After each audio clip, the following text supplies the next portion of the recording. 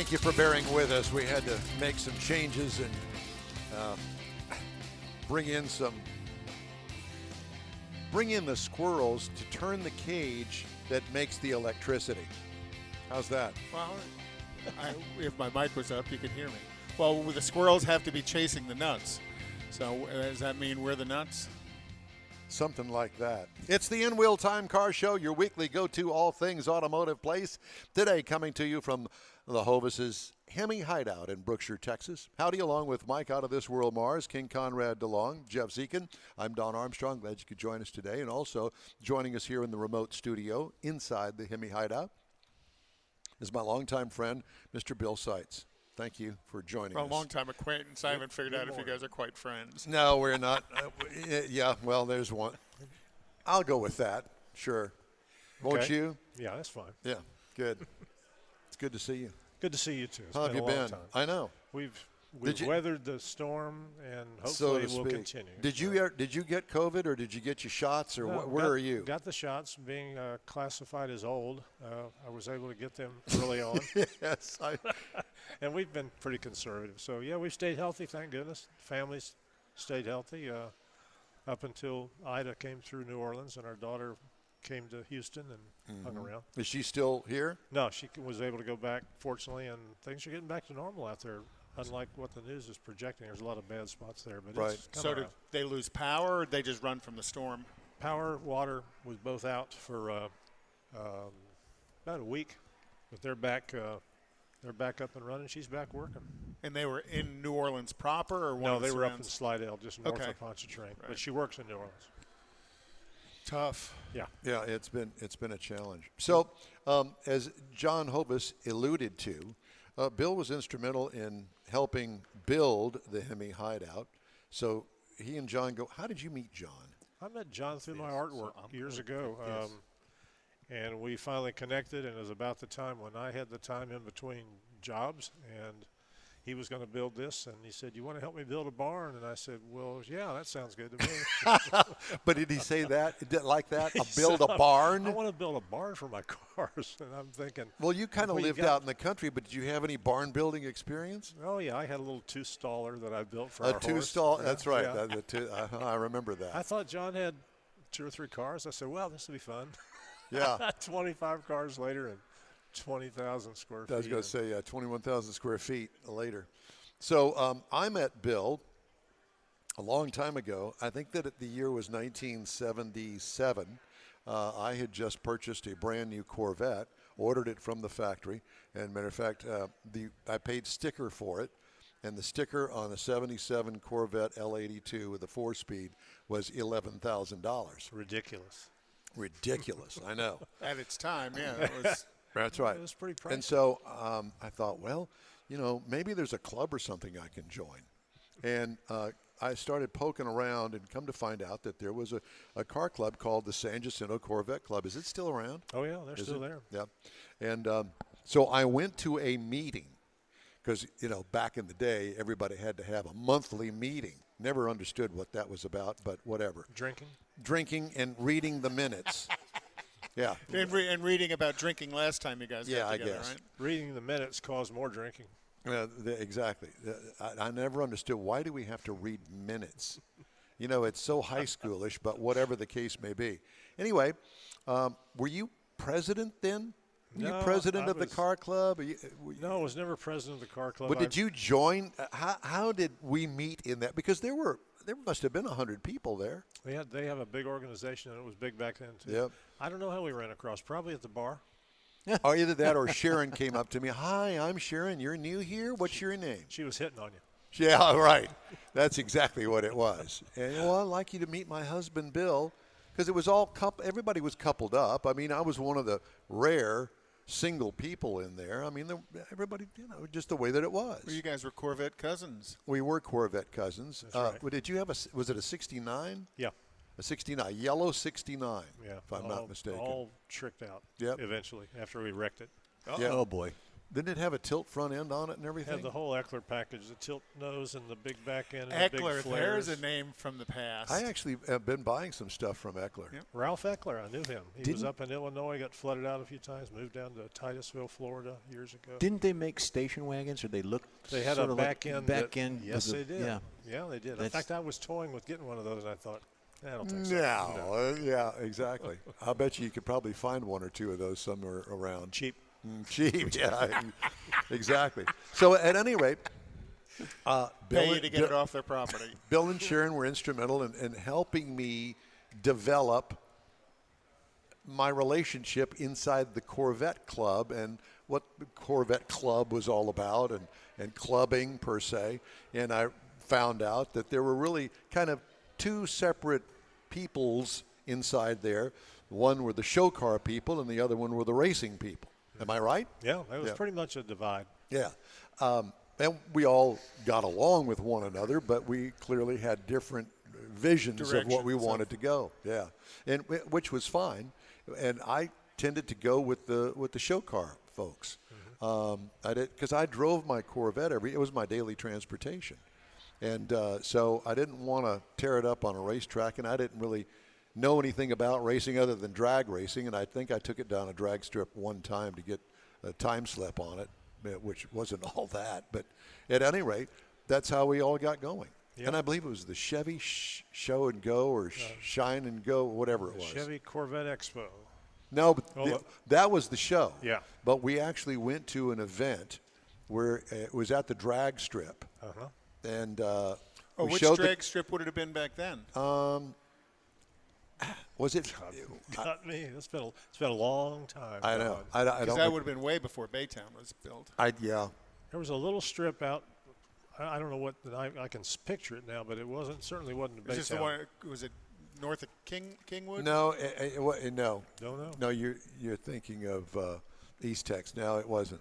Okay. No, I don't remember either. But we went out there and made embarrassing moves down the racetrack because I hadn't been on a racetrack in forever, since high school. I didn't know what I was doing. Didn't know what I was doing in high school. But had fun. I had fun. And so we kind of cemented our friendship, and God, we took road trips and had all sorts of fun with the Corvette Club at the time. Of course, I was in my late 20s at the time. And everybody was all kind of aged about the same. We were all within a few years of each other, I think. Well, today, from what I have seen, most of the car club people are old gray hairs like us now. Do I even say that? Sort of. And I went to a Corvette event a few years ago after I got back into the Corvettes. And the San Jacinto Corvette Club had a booth at one of the shows. And I thought, well, I'll kindle some old relationships. Well, I didn't know anybody. They're all there. dead. And I said, do you remember so-and-so? No. You remember so? No, I haven't seen him. Yeah, you're right. They were gone in one manner or another. So it's a different group now. Yeah. And that's okay. Well, and totally different Corvettes. I mean, my gosh, yeah. Today's Corvette is so much different of a car than even the '83 and prior Corvettes. From the last of the C3 generations. The C4 and on, totally different cars. And with that comes different people, and now I don't know that the show Corvette people would be as popular as the track Corvette people are within the clubs themselves, because there's such a huge group of track Corvette folks that are members of all these clubs, like SRs. Well, I haven't really been around any of the clubs, not that I've been avoiding them, but I just haven't run into them. We went to an event down at Bayway Chevrolet down in Pearland a few months ago for a charity event down there, did a show down there, and there was a large contingent of Corvettes. And I really didn't have a chance to talk to any of them, but they had a lot of Eckler products on their cars, and the hoods were open, and it would have been our bunch back in the day. But they were all old now. And, Wow. Older. I don't know if Don's mature or not. I've never been mature. I'll go ahead and raise my hand on that. But at any rate, so they're still out there, and it was my first opportunity to run across them. It's funny because, you know, back in our day, I was thinking about this distribution, that we made a big deal out of Autorama that was at Astro Hall back then. And Corvette clubs, and I think that there were at least 2 or 3, we all kind of competed against each other at Autorama. See how many cars you can bring in. Right, exactly. And that doesn't really exist at Autorama today. I don't even bring a Corvette club. I don't think I've seen the club aspect of it. I know that there are Corvettes there, but. Well, they bring some clubs. I know the Oldsmobile Club always shows up with a contingent, but the Mustang Club, tends to Northside Mustang Club, they always show up with a huge contingent. And they all get their own little space to display. You know, they kind of wall it off, basically wall it off. Those clubs kind of stay centric to themselves, but I don't remember the last couple of times we were at it, if there was, the Central Center was there, or Texas Corvette Club was there. Like you said, it all changes, and different groups do different things, and you know, some today. Of course, back then there was only one club that I was familiar with, and that was San Jacinto. And I guess that there were a couple of others, but I don't recall, but there were some other ones starting up about that time, and they stood the test of time. So they probably half the guys are good clubs. And Houston, yeah. Well, of course, Houston has grown tremendously since then too. And the other thing is that if you remember correctly, and I know that you do, of course, that we started our own club called Corvettes of Houston. No affiliation with the later open shop, you know, where the sales place was up on 23 with. Like they stole our names. They should have trademarked it. Yeah, that's what we should have. Yeah, that's what we should have. Lawsuits pending. Right. Yeah, right. Been pending for a while. I have a cease or desist letter. That's it. And for us at our age now, it'd be deceased. At any rate, so Bill still owns a Corvette. So again, I do too. The newer ones are pretty amazing. I was out for a long time. Our last one was an 80 model C3.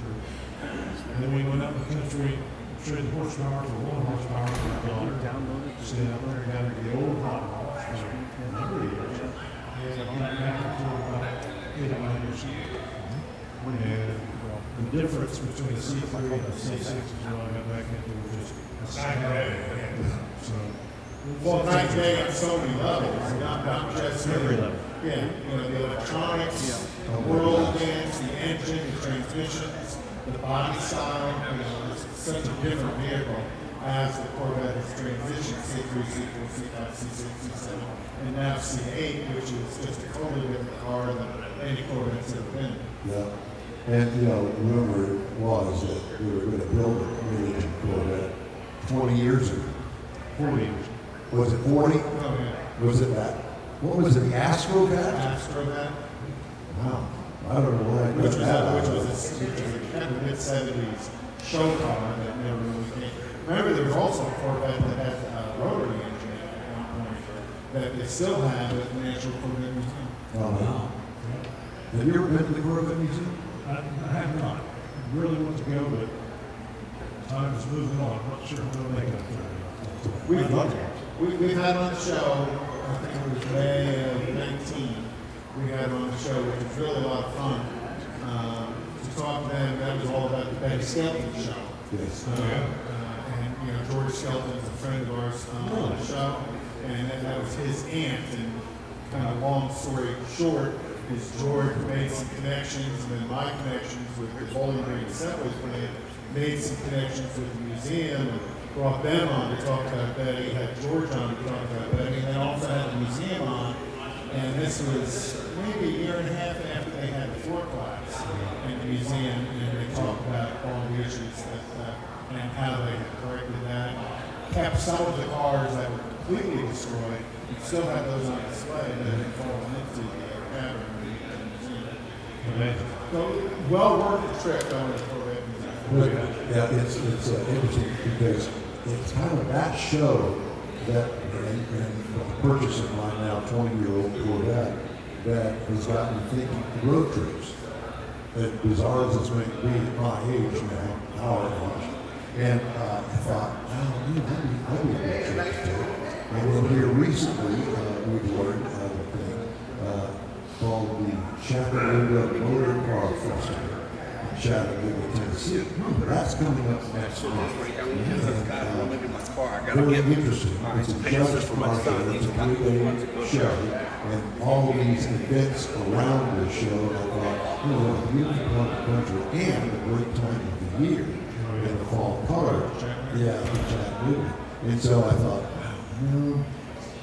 it's calling me up there at Chattanooga. And he's looking for somebody to go for a run. Yeah, I mean, are you going to volunteer? No, it won't be no. It'll be a road trip. Two Corvettes. The C5 and the C6. You got the old saying, our minds say, we need to do this, and our bodies say, Yeah, exactly. You got yourselves a con, Well, boy. let's see. We can make another 200 miles today, but that's about all. I just we need to find us a place to rest. I'm gonna go pee. Yeah, your mind can go further than your blood. Now that comment, that would be about every hour. yeah. We had, Leave at 10, we can drive to 2, stop. Yep, that's it. got five happy hour somewhere. Take us 8 days to get there. That's right. And hey, where's that next Buc-ee's you say? But good time. So Bill is a fabulous artist. Did you ever get that? Did you ever get that website up? Did you ever get that Facebook page up? No. Yeah, he's done absolutely nothing in that regard. I want you to meet Mike Mars because you two obviously have that in common. Doing absolutely nothing. That's it. Not being able to get on the air or be able to, sorry.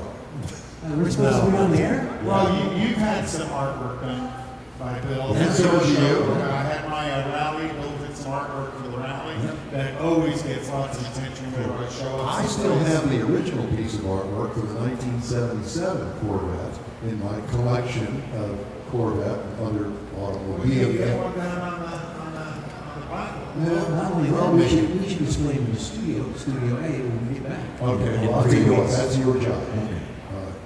For 3 weeks. Because he handles the artwork. Oh, yeah. The selection of the artwork on the walls. See my number. Number 3 is blue. You gotta come up with I stay in the lines, but it's hard to do.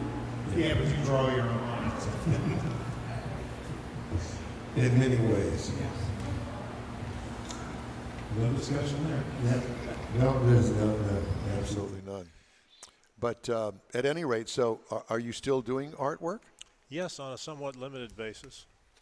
But yeah, And the limit- selective basis. I was going to say, and the limit is what you place on it because I don't want to work today. Okay, well, that's fine. I'll select any. Anybody who wants the artwork. That's all right. Right. Well, Bill Sietz, it's always good to see you. You as well. And if you're interested in Bill Sietz' artwork, although we can't see it, other than coming here to the HEMI Hideout, because there's a lot of it on the walls here. And the floor. And the floor. Yeah. That's right. So I would suggest that you go to the HEMI Hideout. Today's an open house. When is the open house open? 9:30 this morning. 9:30 until when? 11. Or 11 or 11:30. Late morning.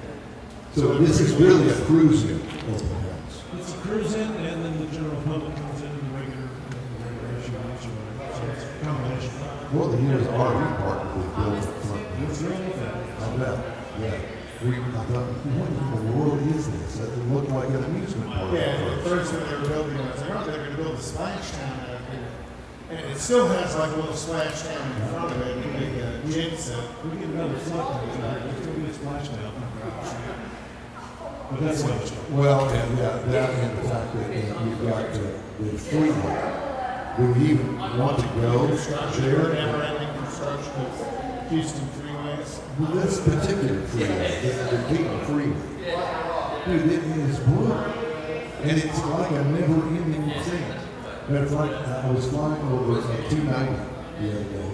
And, I said to everybody, I said, look at how well the traffic is flowing. Of course, we had to go through 10 years of misery. Yeah.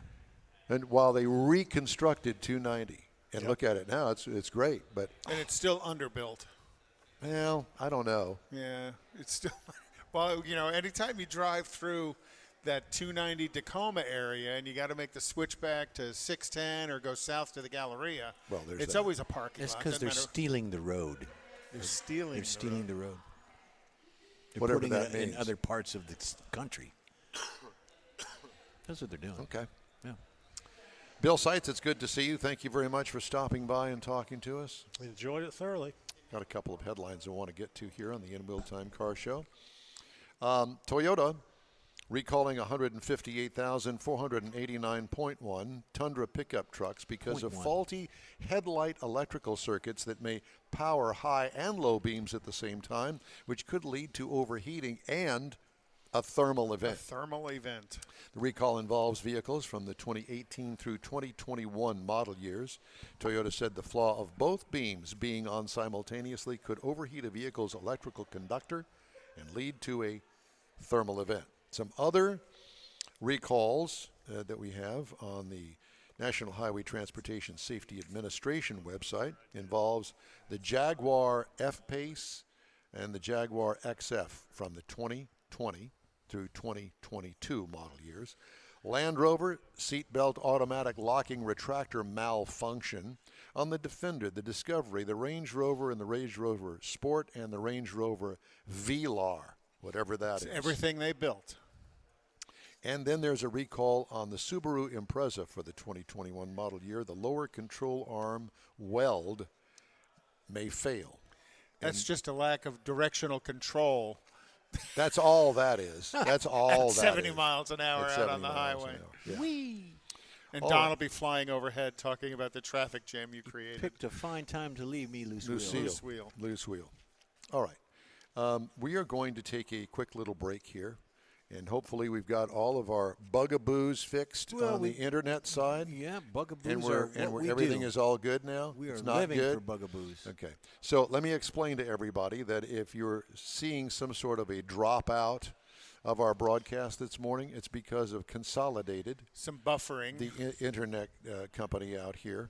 And so there's that. Yeah, We but- can't help it. It's not our fault, and we apologize, and we all just want to turn over and go back to bed. Buffering is not just a headache medicine. Now he says go back to bed.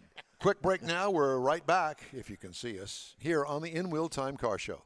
Houstonian-owned Bayway Chrysler Dodge Jeep Ram has the most sought-after models in the Houston area today. When you're in the market for a new or used vehicle, you now have a place to go. General Manager Lincoln Stahl guarantees Bayway will beat any competitor's written price on the new vehicle you choose or pay you $1,000. Bayway Chrysler Dodge Jeep Ram is easy to get to on Highway 225 near Beltway 8 in Pasadena. Whether it's online or in person, you're welcome like one of the family. Bayway Chrysler Dodge Jeep Ram.com.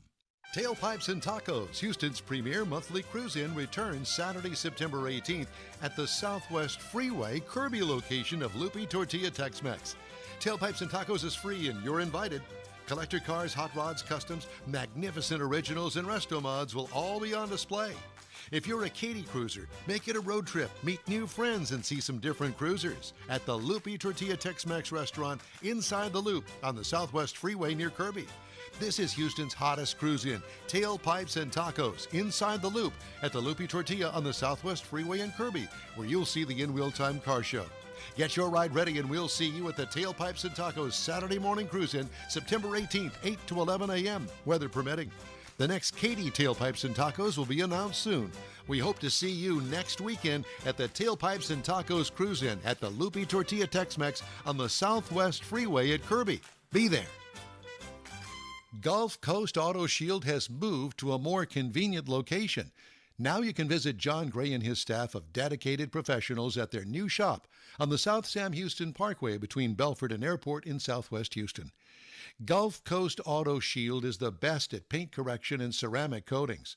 Clear bras and custom wraps are specialties that only Gulf Coast Auto Shield installs with award-winning accuracy, and all their services come with a warranty. Lamborghini, Aston Martin, Porsche, and Ferrari owners depend on Gulf Coast Auto Shield for their specialty services, and you should too. The in-wheel time Corvette and Cutlass have both been massaged by Gulf Coast Auto Shield, so isn't it time your vehicle visit their new shop in Southwest Houston?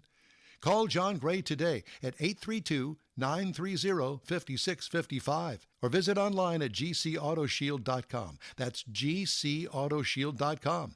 Paint, coatings, wraps, and more at gcautoshield.com.